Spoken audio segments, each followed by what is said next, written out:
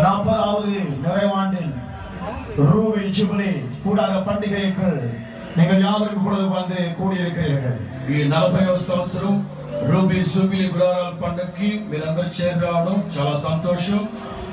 உங்கள் யாவரையும் ஆசீர்வதிக்கும்படியாக మిమ్మల్ని అందరినీ ఆశీర్వదించడానికి ఆదిలోనే అழைతలాగి ఆండవరాగి యేసుక్రీస్తువాను మీ ప్రాంతాల నుంచి సురక్షితంగా ఇక్కడికి తీసుకొచ్చిన యేసుక్రీస్తు இந்த மைதானத்துக்குள்ளே இப்பொழுது பிரசன்னமாய் இருக்கிறது நான் உணரக்கூடியதாக இருக்கிறது. ఈ క్షణంలో ఆయన ప్రసన్నతను కుమ్మరించడం మీరందరూ అనుభవించుదురుగాక. அவர் இப்பொழுது இந்த எங்கள் மத்தியிலே வாசமாய் இருக்கிறார். ఇప్పుడే ప్రభువు మన మధ్యలో నివాసం చేయడానికి ఆశీర్వదిస్తున్నాడు. அவருடைய ఆశీర్వదించబడిగా கடந்து வந்திருக்கிறார். మిమ్మల్ని అందరినీ ఆశీర్వదించడానికి ఆయన ఏం చేస్తూ ఉన్నాడు. இந்த நாள் முதற்கொண்டு ஞாயிற்றுக்கிழமை வரைக்கும் ఇప్పుడు మొదలుకొని ఆదివారం మధ్యాహ్నం వரைக்கும் అనుభవియాదదాகிய వల్లமை உள்ளதாகிய தேவனுடைய பரிசுத்தத்தை ఎంత క్రితం ఎన్నడూ అనుభవించని పరిశుద్ధాత్మ శక్తిని அவருடைய ரட்சிப்பை ఆయన రక్షణని அவருடைய అభిషేకத்தை அவருடைய ఆరోగ్యத்தை அவருடைய விதமான ఆశీర్వాదத்தை అనేక విధమైన ఆశీర్వాదాలు గాయందరితో கடந்து வந்திருக்கிறார். అందరికీ దయచేయడానికి దిగి వస్తున్నాడు. அவருடைய நாமம் மகிமைப்படுவதாக. సర్వశక్తి కలిగిన దేవుని నామం அவருடைய நாமம் மகிமைப்படுவதாக. ఆయన నామం మహిమపరచబడుగాక. హల్లెలూయా హల్లెలూయా హల్లెలూయా. వాక్యం తెలియపరిచారు. 40வது வருஷம் என்றது வேதத்திலே பார்க்கும் பொழுது அது ஒரு விசேஷமான வருஷங்கள். 40 అనే సంఖ్య పరిశుద్ధ గ్రంథంలో చాలా చాలా చాలా ప్రాముఖ్యమైనది. నోవాహు నాట్களில் பார்க்கிறோம் 40 வருஷங்களை குறித்து எழுதப்பட்டிருக்கிறது. నోవాహు దినాల్లో 40 అనే మాటను చూస్తాం.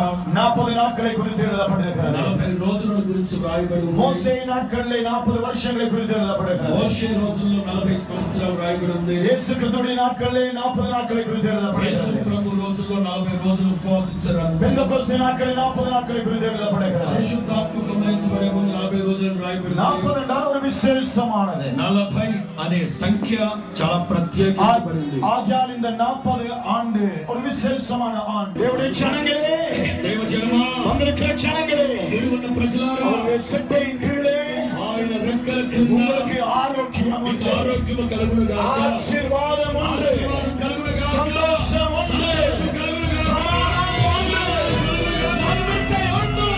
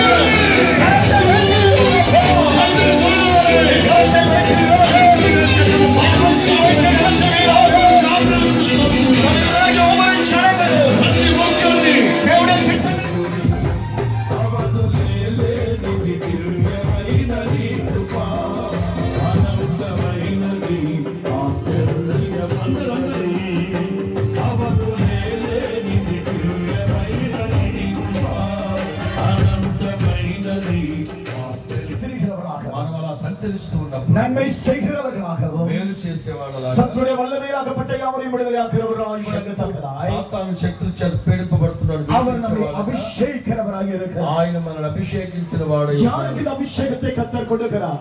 ఎవరికి అభిషేకాన్ని ఇస్తారు దేవుడు? நான் முதல் நாளிலே இந்த மைதானத்துக்குள்ளே கடந்து வரும்போது మొదటి రాత్రి బుధవారం రాత్రి గ్రౌండ్కి వచ్చినప్పుడు ஆண்டவர் மல்கியாவின் புத்தகம் 4வது அதிகாரம் 2வது வசனத்தில் இருந்து பேசினார். గురువారం సాయంకాలం మలాకి గ్రంథంలో ఉన్న మాటలు నేను మీకు చెప్పాను.